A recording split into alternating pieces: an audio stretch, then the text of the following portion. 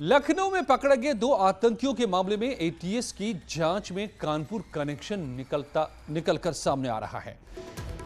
जहां एक और पहले दो संदिग्ध को पकड़ने के बाद मोबाइल सिम कार्ड की बात सामने आई, तो वहीं अगर सूत्रों की माने तो पिछले साल के अंतिम महीनों में ये दोनों आतंकी कानपुर में लगभग 1 महीने तक रुके थे और कानपुर में इन्होंने रेकी भी की। चमनगंज के एक कॉलेज में डेरा डाला था। एटीएस ने यहां पर एक और प्रोफेसर से पूछताछ की और कानपुर के एक बिल्डर का नाम भी अब सामने आ रहा है जिसने फंडिंग की है। गिरफ्तार आतंकियों का कानपुर से कनेक्शन, महीने भर रुके थे आतंकी, फंडिंग भी कानपुर से, बेगमगंज में था ठिकाना। लखनऊ में पकड़े गए आतंकियों का कानपुर कनेक्शन अब एक एक करके सामने आता जा रहा है। जहां एक और पहले मोबाइल कनेक्शन, उसके बाद यहां असलाह कनेक्शन की बात सामने आई जिसमें 3 लोगों से उन दोनों आतंकियों की असलाह को लेकर बात हुई। और अब से बड़ा खुलासा यह हुआ कि कानपुर की इन्हीं गलियों में वो आतंकी घूमते नजर आए थे और 1 महीने तक कानपुर के यहाँ रुके थे। लगभग 36 से ज्यादा मदरसों में हुए। उसके बाद से आप पुलिस की सक्रियता देख सकते हैं कि पुलिस ने भी जहां एक तरफ एटीएस ने हर जगह छापेमारी की शुरुआत की है, तो वहीं कानपुर पुलिस भी अब चौराहों पर और खासकर इस नई सड़क पर जहां का जिक्र हुआ था कि मदरसे में वो 2 आतंकी आए थे, अगर हम सूत्रों की माने तो कानपुर के फंडिंग की बात भी अब उभर के सामने आ रही है। जहां कानपुर के एक बिल्डर द्वारा कुछ फंडिंग का भी मामला सामने आया, उसके 13 अकाउंट्स को भी खंगाला जा रहा है। अगर सूत्रों की माने तो पैसे की भी मदद यहीं से हुई, यानी जहां एक और एटीएस का दायरा बढ़ता जा रहा है, वहीं कानपुर पुलिस भी अब कई स्थानों पर लगातार छापेमारी कर रही है। विजिलेंस आशीष पांडे के साथ अमित गंजू, न्यूज़ 18 कानपुर। और यूपी को दहलाने की साजिश रचने वाले आतंकी शहीद अख्तर उर्फ उमर हल मंडी का संभल कनेक्शन सामने आया है। बताया जा रहा है कि उसे 20 साल पहले पिता ने दाढ़ी कटवाने को लेकर डांटा था, जिसके बाद वो नाराज होकर पाकिस्तान भाग गया था। वहां आतंकी गतिविधियों में शामिल हो गया। अब संभल में उमर हल मंडी के एक छोटे भाई ने न्यूज़ 18 से बातचीत के दौरान उमर से अपील की कि वो गलत गतिविधियों को छोड़कर सरेंडर कर दे। भारत में अल कायदा की आतंकवादी गतिविधियों को चलाने वाला उमर हल मंडी मूल रूप से यूपी के संभल जिले का रहने वाला है। दिल्ली पुलिस के स्पेशल सेल को लंबे वक्त से इसकी तलाश थी। वैसे वो 98 और 99 के बीच से गायब है। सन 99 में शायद चले गए यहाँ से, तब से कोई लौट के कभी नहीं आए। एक तो ये है कि दाढ़ी कटा दी थी, अब्बा ने उस पर डांटा तो छोड़ के चले गए। फिर जब चले गए तो पुलिस आई थी, दिल्ली से कुछ लोग आए थे, उन्होंने बताया, तो ये फिर उसके बाद से फरार हैं, कभी नहीं लौटे। नहीं थे, 23-24 साल की उम्र होगी। कोई कारोबार तो इनका था नहीं। अब्बा हमारे प्लांट चलाते थे, तो वैसे कोई उस वक़्त हमारा शुगर प्लांट था, तो इनका कोई काम वाम तो ये करते नहीं थे। बस देवन से जब इन्होंने छोड़ के आ गए थे तभी गायब हो गए। ये हाफिज़ थे और उस पढ़ाई का तो मुझे ध्यान नहीं, क्या पढ़ते थे, ज़्यादा मौलवियत के बारे में मुझे जानकारी नहीं है क्या पढ़ते। लगा आ जाएंगे, जब एजेंसी आई, लोग आए, तो फिर पता चला गलत उसमें है, तो फिर हमने कोशिश भी नहीं करी। जब गलत उसमें था वो, फिर वो हमने कोशिश नहीं करी। उन्होंने बताया कि आपका भाई पाकिस्तान चला गया, तो फिर हमने कोशिश नहीं की। तो बड़ी शर्मिंदगी की बात है। समाज में छोटे छोटे बच्चे हैं हमारे भी, सब भाइयों की अपनी अपनी फैमिली है। बड़े आप यहाँ खड़े हैं, हम बात करना है इस बारे में, तो हमारे लिए तो बहुत शर्मिंदगी की बात है। बिल्कुल मेरा जो भी इस तरफ को हैं, भाई नहीं, जो भी और लोग भी इस तरफ को हैं, उनके लिए मेरा यही संदेश है कि सिवाय परेशानी के कुछ नहीं है और कोई हासिल नहीं होने वाला है इस बातों से। हिंदुस्तान में बड़ा अमन भाईचारा है, इसे बनाए रखें और इन बातों को छोड़ दें। जो गलती हो गई उसकी चाहे कानून सज़ा दे, जो भी सज़ा दे उसे भुगतें। और जो भी भाई, सब भाइयों से मेरी हाथ जोड़ के गुजारिश है कि इस गलत राह पे न चलें।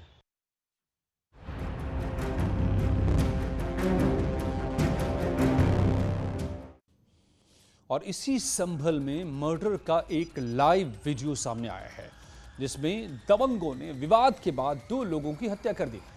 वीडियो वायरल हो रहा है। अब इसी घटना का चारों तरफ ये वीडियो नजर आ रहा है।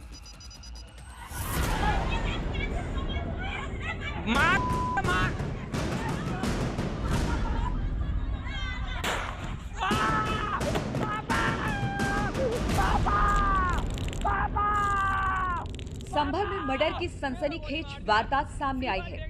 और अब इस लाइव मर्डर का एक वीडियो वायरल हो रहा है। ये वीडियो बहजोई थाना के सिसौना गांव का बताया जा रहा है, जहां पर दबंगों पर आरोप है कि शराब पीकर फायरिंग कर रहे थे, जिसमें गोली लगने से 2 लोगों की मौत हो गई, जबकि एक युवक गंभीर रूप से घायल हो गया।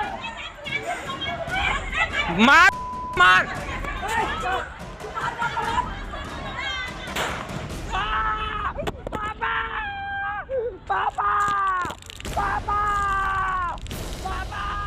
मेरे गोली मार दिया श्रीपाल ठेकेदार ने। श्रीपाल ठेकेदार ने गोली मार दिया, मेरे गोली मार दिया। मेरे श्रीपाल ठेकेदार ने गोली मार दी है। ठीक है, बहुत देखो गोली कर रहा है।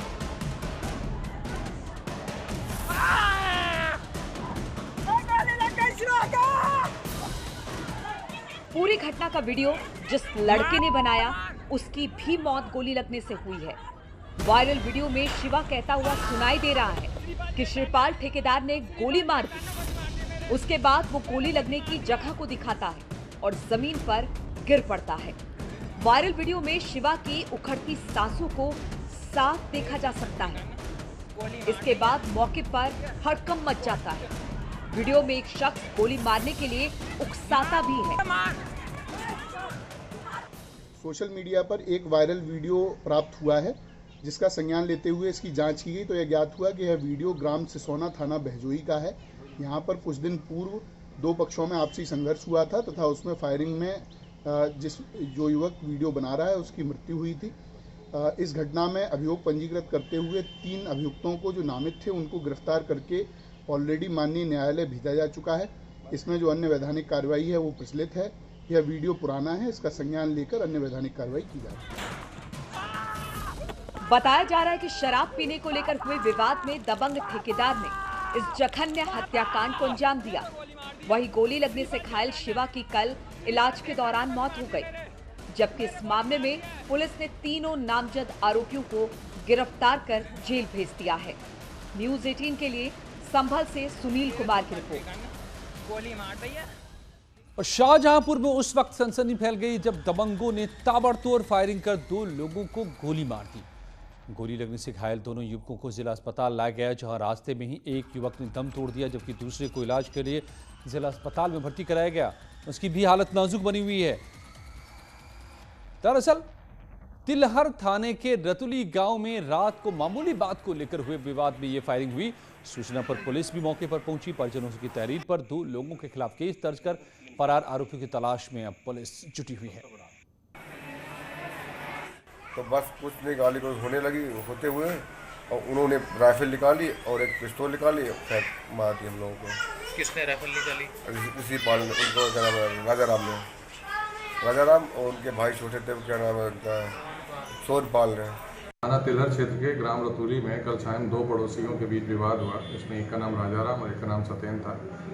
केवल टार्च लगाने को लेकर आपस में विवाद हुआ, फिर इनमें गाली गलौज होने लगी। इसके बाद राजाराम वाले पक्ष ने फायर कर दिया। इसमें सत्येंद्र के पैर में और उपेंद्र के कमर में गोली लगी। उपचार हेतु भेजा गया। उपचार के दौरान सत्येंद्र की मृत्यु हो गई। ये सभी अभियुक्तों के विरुद्ध 3 अभियुक्त हैं, इसमें नामजद किए गए हैं। इनके विरुद्ध अभियोग पंजीकृत किया गया है। टीम बनाई गई है। अतिशीघ्र इन सभी अभियुक्तों की गिरफ्तारी करके सख्त कार्रवाई की गई। और अब आपको मिर्जापुर, मऊ और आगरा से आई मारपीट की लाइव तस्वीरें दिखाते हैं। पहली तस्वीर देखिए, मिर्जापुर में कोतवाली क्षेत्र के सारीपुर गांव की है। यहां जमीन विवाद में दबंगों ने लाठी डंडों से एक महिला की जमकर पिटाई कर दी। मिर्जापुर, मऊ और आगरा में ये पिटाई की तस्वीरें। मऊ में देखिए किस तरह से घोसी कोतवाली के कल्याणपुर गांव की है। यहां पर जमीन विवाद में एक पक्ष ने दूसरे को लाठी डंडे से मां और बेटी की पिटाई कर दी। तो तीसरी तस्वीर आगरा के खंदौली इलाके की है, जहां पर शराब ठेके के बाहर नशेबाजी में कुछ लोगों ने एक युवक को जमकर लाठियों से पीट डाला।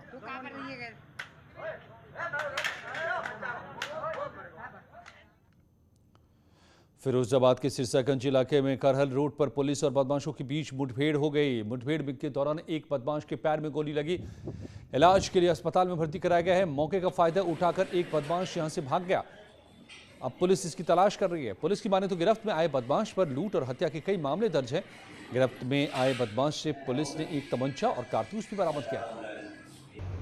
थाना शीशागंज में करहल रोड पर आज देर रात्रि में थाना प्रभारी शीशागंज और एसओजी टीम के साथ संयुक्त रूप से हुई एक मुठभेड़ में एक बदमाश घायल हुआ और उसके दो साथी रात के अंधेरे का फ़ायदा उठाते हुए खेतों के सहारे भागने में कामयाब हो गए, जिनकी गिरफ्तारी के लिए लगातार टीमें कामबिंग कर रही हैं।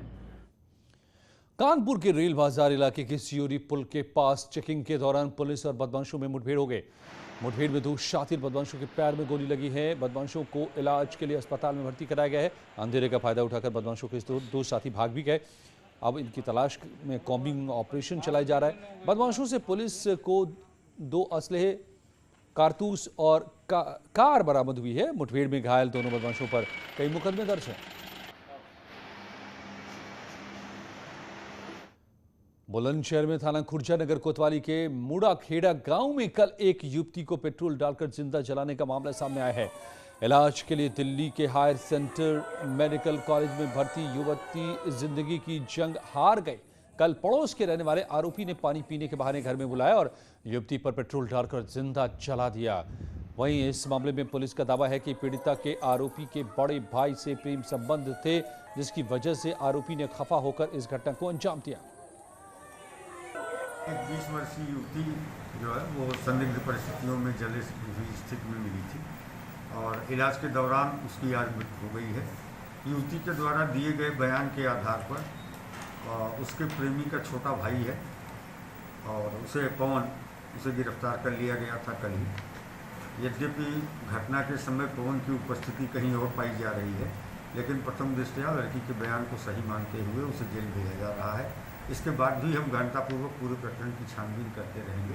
अगर कोई नया तथ्य प्रकाश में आता है तो अनुसार कार्रवाई। गाजियाबाद के लोनी इलाके में चिरोड़ी में हर्ष फायरिंग का वीडियो वायरल हो रहा है। वीडियो में एक युवक राइफल और पिस्टल से फायरिंग करता नजर आ रहा है। ब्लॉक प्रमुख चुनाव जीतने के बाद हर्ष फायरिंग करने की ये बात सामने आई है। पुलिस वायरल वीडियो के आधार पर अब पड़ताल में जुटी है।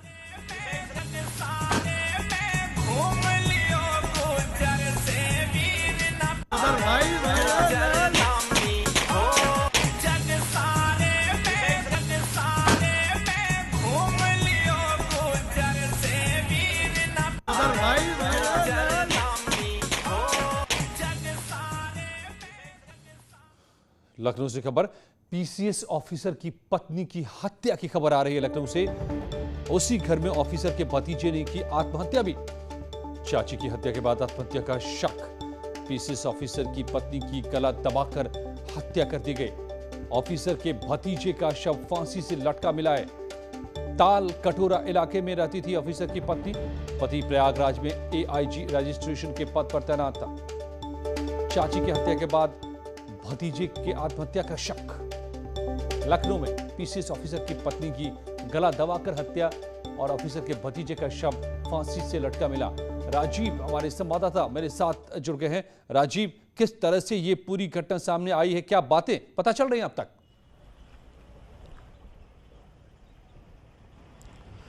अजय, इस वक्त मैं उसी पीसीएस अधिकारी घनश्याम वर्मा के घर के सामने खड़ा हूं, जहां देर रात इस वारदात को अंजाम दिया गया है। आप देख सकते हैं कि यह वही घर है जहां पर पीसीएस घनश्याम वर्मा, जो कि एआईजी रजिस्ट्रेशन प्रयागराज के पद पर तैनात हैं, उनकी पत्नी और उनका भतीजा अपने बच्चों के साथ यहां पर रहती थी। कल रात ये बताया जा रहा है कि उनकी पत्नी की हत्या उनके भतीजे अजीत वर्मा द्वारा की गई और उसके बाद पहले ये कोशिश की गई कि इसको हत्या को छुपाया जाए, जिसके चलते उनकी पत्नी की हत्या को आत्महत्या का रंग देने के लिए उसे एक फंदे में बांधा गया। लेकिन कुछ देर बाद उसके भतीजे ने भी अपनी आत्महत्या कर ली।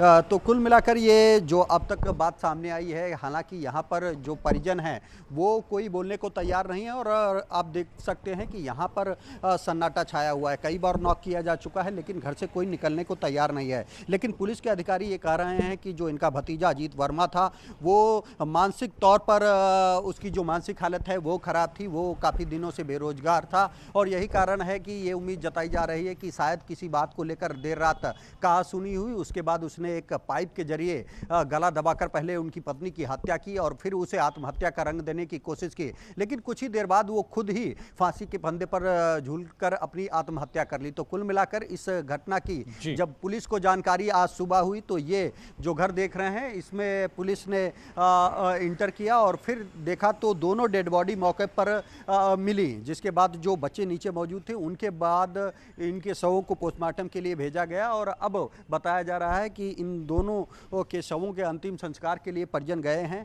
अंदर शायद कोई नहीं है और यही कारण है कि कई बार दरवाज़ा खटखटाने के बाद भी ये दरवाज़ा नहीं खुला है। हालांकि पुलिस का ये कहना है कि जो उनके एआईजी रजिस्ट्रेशन से भी बात हुई तो उन्होंने भी इस बात को माना है कि शायद उनके भतीजे की जो मानसिक स्थिति वो ठीक नहीं थी और उसी के कारण इसी वजह से इस पूरी वारदात को भतीजे ने अंजाम दिया। चाची का गला दबाकर पहले चाची की हत्या और फिर खुदकुशी, अपनी भी फांसी पर लटक कर। लखनऊ से ये खबर बता रहे थे हमारे संवाददाता राजीव। लौटते हैं कुछ ही पलों में और खबरों के साथ।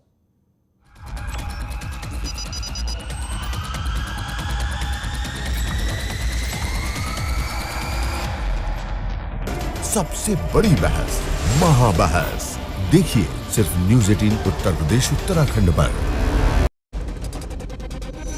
घरों से शहरों तक की हर पल की हर खबर न्यूज़ 18 के रिपोर्टर पहुंचाते हैं आप तक, ताकि कोरोना के साथ उसके वैक्सीनेशन की भी मिले आपको फास्ट अपडेट।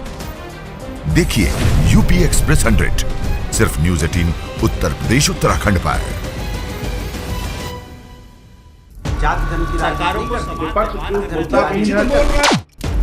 मुद्दा भटका दिया जाए तो शोर बन जाता है। ये बीजेपी की फर्जी वैक्सीन नहीं है ना, ये मान लिया आपने। मुद्दा सलीके से उठाया जाए तो सवाल बन जाता है। पहले टीके को लेकर के डाउट पैदा किया, कहा कि पीएम लगवाओ, अब वो लगवा रहे हैं तो फिर उस पर सवाल उठा रहे हो, ये कैसी राजनीति कर रहे हो? सबसे बड़े सवाल, सबसे बड़ी बहस, महाबहस, देखिए सिर्फ न्यूज़ 18 उत्तर प्रदेश उत्तराखंड पर। घरों से शहरों तक की हर पल की हर खबर न्यूज़ 18 के रिपोर्टर पहुंचाते हैं आप तक, ताकि कोरोना के साथ उसके वैक्सीनेशन की भी मिले आपको फास्ट अपडेट। देखिए यूपी एक्सप्रेस 100 सिर्फ न्यूज़ 18 उत्तर प्रदेश उत्तराखंड पर।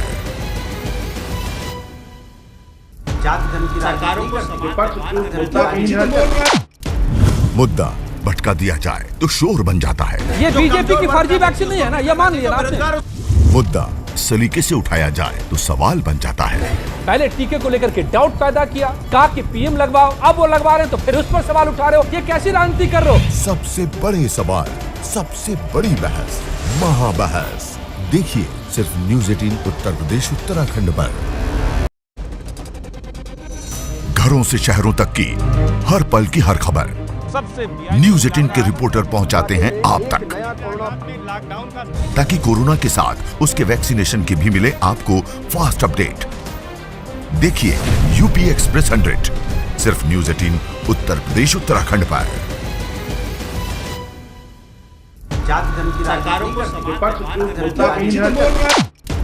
मुद्दा भटका दिया जाए तो शोर बन जाता है। ये बीजेपी की फर्जी वैक्सीन नहीं है ना, ये मान लिया आपने। मुद्दा सलीके से उठाया जाए तो सवाल बन जाता है। पहले टीके को लेकर के डाउट पैदा किया, कहा कि पीएम लगवाओ, अब वो लगवा रहे हैं तो फिर उस पर सवाल उठा रहे हो, ये कैसी राजनीति कर रहे हो? सबसे बड़े सवाल, सबसे बड़ी बहस, महाबहस, देखिए सिर्फ न्यूज़ 18 उत्तर प्रदेश उत्तराखंड पर। घरों से शहरों तक की हर पल की हर खबर न्यूज़ 18 के रिपोर्टर पहुंचाते हैं आप तक, ताकि कोरोना के साथ उसके वैक्सीनेशन की भी मिले आपको फास्ट अपडेट। देखिए यूपी एक्सप्रेस 100 सिर्फ न्यूज़ 18 उत्तर प्रदेश उत्तराखंड पर।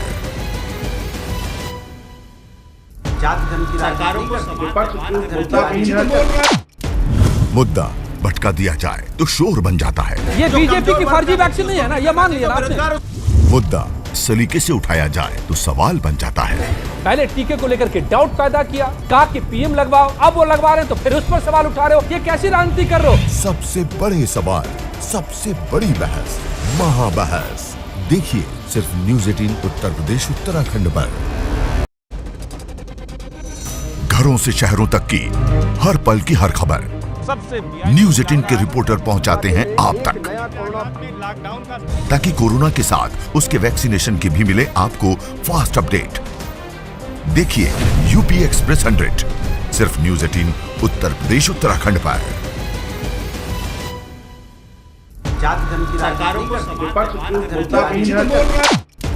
मुद्दा भटका दिया जाए तो शोर बन जाता है। ये बीजेपी की फर्जी वैक्सीन नहीं है ना, ये मान लिया आपने। मुद्दा सलीके से उठाया जाए तो सवाल बन जाता है। पहले टीके को लेकर के डाउट पैदा किया, कहा कि पीएम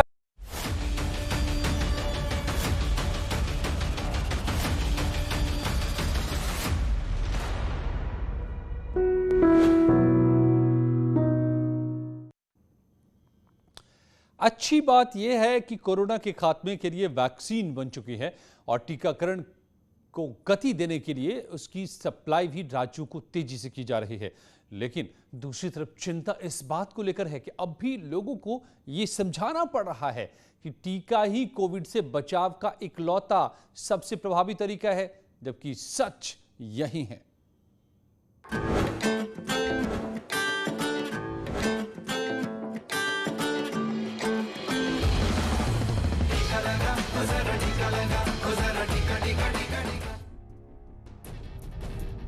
कोरोना के खौफ से लोग उबरने लगे हैं। सड़कों और बाजारों में उमड़ती भीड़ बता रही है कि लोग किस तरह कोरोना के दिए जख्मों को भुलाकर अब लापरवाह हो रहे हैं। यकीन मानिए, अगर यही हाल रहा तो कोरोना की तीसरी लहर को दस्तक देने से कोई रोक नहीं पाएगा। हालांकि राहत की बात यह है कि देश के तमाम राज्यों में कोरोना को मात देने के लिए लगातार जागरूकता अभियान चलाया जा रहा है।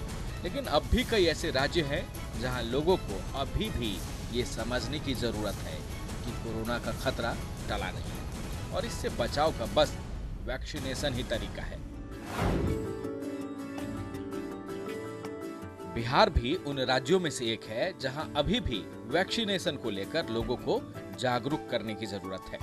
इसी के तहत इन दिनों नवादा में लोगों को जागरूक करने के लिए जिला प्रशासन की तरफ से कई तरह के कार्यक्रम आयोजित किए जा रहे हैं। बीते रोज इसी कड़ी में शिक्षा विभाग से जुड़े कर्मियों ने शहर में जागरूकता रैली का आयोजन किया। कई दिनों तक चलाए गए इस अभियान में शिक्षा विभाग के कर्मियों ने शहर के लोगों को कोरोना से बचाव के तरीके बताए और लोगों से जल्द टीका लेने की अपील की। कोरोना थर्ड वेव की आशंका जताई जा रही है और कोरोना से सुरक्षित रहने का एकमात्र उपाय है वैक्सीनेशन। और इसलिए लोगों से मेरा यानी ये है अपील है, अनुरोध है कि सच से अपने परिवार में, अपने समाज में सभी लोगों को जो है वैक्सीनेशन अनिवार्य रूप से जलाना चाहिए। कोरोना की तीसरी लहर को रोकने के सिर्फ एक ही हथियार है और वो है वैक्सीन। उम्मीद है बिहार के लोग इस सच को जल्द से जल्द समझेंगे और कोरोना के खिलाफ जंग में अपनी भागीदारी सुनिश्चित करेंगे। नवादा से ब्यूरो रिपोर्ट, न्यूज़ 18 नेटवर्क।